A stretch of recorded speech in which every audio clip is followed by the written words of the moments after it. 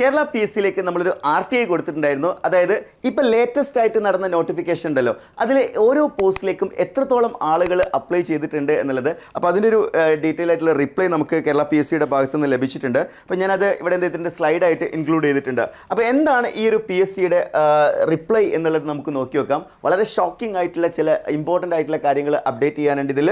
അപ്പോൾ നമുക്ക് നേരെ നോക്കുകയാണെന്നുണ്ടെങ്കിൽ ഈ എക്സാംസുകൾ ഏതൊക്കെയാണ് നോക്കുകയാണെന്നുണ്ടെങ്കിൽ category number 96/2025 assistant electrical inspector Kerala electrical ഇൻസ്പെക്ടറേറ്റിൽ ഇതിൽ നമ്പർ ഓഫ് കാൻഡിഡേറ്റ്സ് അപ്ലൈഡ് എന്ന് പറയുന്നത് കേവലം 10,008 എന്ന് പറയുന്ന ഒരു നമ്പറിലേക്കാണുള്ളത്. അതായത് മുൻ വർഷങ്ങളിലൊക്കെ ഒരുപാട് പേര് അപ്ലൈ ചെയ്തിട്ടുള്ള ഒരു പോസ്റ്റ് ആയിരുന്നു.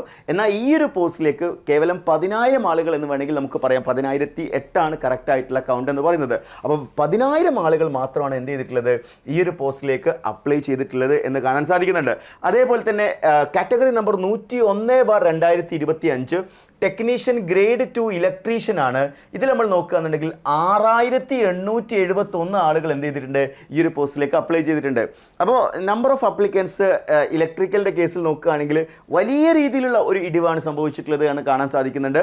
അതായത് ഈ ഒരു പോസ്റ്റ് എന്ന് പറയുന്ന സമയത്ത് അസിസ്റ്റന്റ് ഇലക്ട്രിക്കൽ ഇൻസ്പെക്ടർ എന്ന് പറയുമ്പോൾ ഇലക്ട്രിക്കലുകാരെ സംബന്ധിച്ചിടത്തോളം കേരളത്തിലെ ഏറ്റവും എന്താ പറയുക പവർഫുൾ ആയിട്ടുള്ള ജോബുകളിൽ ഒന്നായിട്ട് പോലും 10,000 ആളുകൾ മാത്രമേ അപ്ലൈ ചെയ്തിട്ടുള്ളൂ. മിക്കവാറും ആളുകൾ എന്ത് ചെയ്തിട്ടുണ്ടാവും, എക്സാമിൻ്റെ വേക്കൻസി ഒക്കെ കണ്ടെങ്ങാൻ, അതായത് നോട്ടിഫിക്കേഷൻ്റെ ടൈമിൽ എന്താ പറയുക ആൻറ്റിസിപ്പേറ്റഡ് വേക്കൻസി എന്നൊക്കെ കാണുമ്പോൾ വലിയ വേക്കൻസി ഒന്നും ഉണ്ടാവില്ല, അപ്ലൈ ചെയ്യേണ്ടെന്ന് ചിന്തിക്കുന്ന ആളുകളായിരിക്കും. എന്നാൽ ഓൾറെഡി പി എസ് സി പ്രിപ്പറേഷനുള്ള ആളുകൾക്ക് എല്ലാവർക്കും അറിയാവുന്നൊരു കാര്യമാണ് ഈ ഒരു എക്സാം എന്ന് പറയുന്നത് ഇലക്ട്രിക്കലുകാരുടെ ഒരു ഗോൾഡൻ ഓപ്പർച്യൂണിറ്റിയാണ്. ഇനി വരാനിരിക്കുന്ന എക്സാംസുകൾ അങ്ങനെ തന്നെയായിരിക്കും. സോ ഇലക്ട്രിക്കലിൻ്റെ കേസിൽ വലിയൊരു കുറവ് കാണാൻ സാധിക്കുന്നുണ്ട്. ഇനി നമുക്ക് നോക്കാം 97/2025 assistant engineer civil Kerala state housing ബോർഡിൽ 15,162 മാത്രമേ അപ്ലിക്കേഷൻസ് ഉള്ളൂ. അതായത് സിവിലിൽ എപ്പോൾ നോക്കുകയാണെങ്കിൽ അത്യാവശ്യം നല്ല നമ്പർ ഓഫ് അപ്ലിക്കൻസ് വരാറുണ്ട്. ഇതിനെക്കുറിച്ച് ഡീറ്റെയിൽഡ് ആയിട്ടുള്ളൊരു അനാലിസിസ് വീഡിയോ അമ്മമിസ് ചെയ്യുന്നതായിരിക്കും. അപ്പോൾ ഇതിൽ 15,000 പേര് മാത്രമാണ് അപ്ലൈ ചെയ്തിട്ടുള്ളത്. അതേപോലെ തന്നെ 99/2025 junior instructor information and communication ടെക്നോളജിയിൽ 10,000 ആളുകൾ എന്ത് ചെയ്തിട്ടുണ്ട്, അവിടെയും അപ്ലൈ ചെയ്തിട്ടുള്ളതായിട്ട് കാണുന്നുണ്ട്. അതേപോലെ ഫോർമാൻ പോസ്റ്റിലേക്ക് 4,455 ആളുകൾ മാത്രമേ എന്ത് ചെയ്തിട്ടുള്ളൂ, അപ്ലൈ ചെയ്തിട്ടുള്ളൂ. Then lecture in tool and die എഞ്ചിനീയറിംഗിൽ നമ്പർ ഓഫ് അപ്ലിക്കൻസ് എന്ന് പറയുന്നത് 2,165 അതായത് വളരെ ചുരുങ്ങിയ നമ്പറിലേക്ക് ഇത് എന്ത് ചെയ്തിട്ടുണ്ട്, കുറഞ്ഞിട്ടുണ്ട് അല്ലേ. വേക്കൻസീസ് കുറവാണെങ്കിൽ കൂടിയും ഈ പറഞ്ഞിരിക്കുന്ന നമ്പർ എന്ന് പറയുന്നത് നിങ്ങൾ ഈ 2,165 എന്ന് പറയുമ്പോൾ ഇവരെല്ലാവരും എക്സാം എഴുതില്ല, ഇവർ അപ്ലൈ ചെയ്ത ആളുകളാണ്.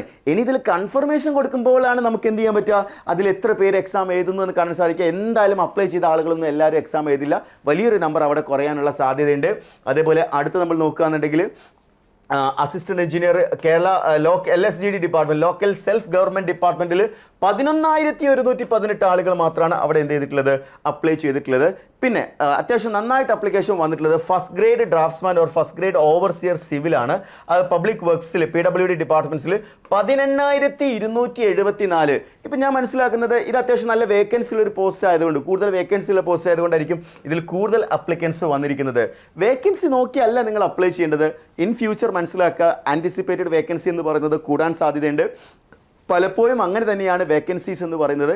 അവർ നോട്ടിഫൈ ചെയ്യുന്ന സമയത്തുള്ള വേക്കൻസി അല്ല, പ്രത്യേകിച്ച് പുതുതായിട്ട് എന്താ പറയുക എക്സാം പ്രിപ്പറേഷനിലൊക്കെ വരുന്ന ആളുകൾക്ക് ഇതിനെക്കുറിച്ച് ധാരണക്കുറവുണ്ടാവും.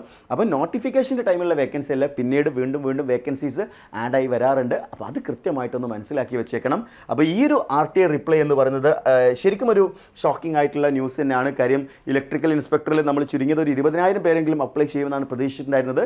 എന്നാൽ ഒരു 10,000 പേരിലേക്ക് അത് ചുരുങ്ങിയിട്ടുണ്ട്. അപ്പം നിങ്ങളെ സംബന്ധിച്ചിടത്തോളം നല്ലൊരു സാധ്യതയാണ്. എത്രയും പെട്ടെന്ന് പഠിച്ചു തുടങ്ങുക. അതേപോലെ തന്നെ എൻട്രിയോടൊപ്പം വളരെ സിസ്റ്റമാറ്റിക് ആയിട്ട് പഠിക്കാൻ നിങ്ങൾ ആഗ്രഹിക്കുന്നുണ്ടെങ്കിൽ താഴെ കൊടുത്തിരിക്കുന്ന നമ്പറിൽ കോൺടാക്ട് ചെയ്യുക, അല്ലെങ്കിൽ ഗൂഗിൾ ഫോം ഫില്ല് ചെയ്താലും കൂടുതൽ ഇൻഫർമേഷൻസ് ഞങ്ങളുടെ അക്കാഡമിക് കൗൺസിലറുമായിട്ട് സംസാരിക്കാവുന്നതാണ്. നന്നായിട്ട് പഠിക്കുക. നിങ്ങൾ ആഗ്രഹിച്ച സർക്കാർ ജോലി നിങ്ങളിലേക്ക് എത്തട്ടെ. Wish you all the best.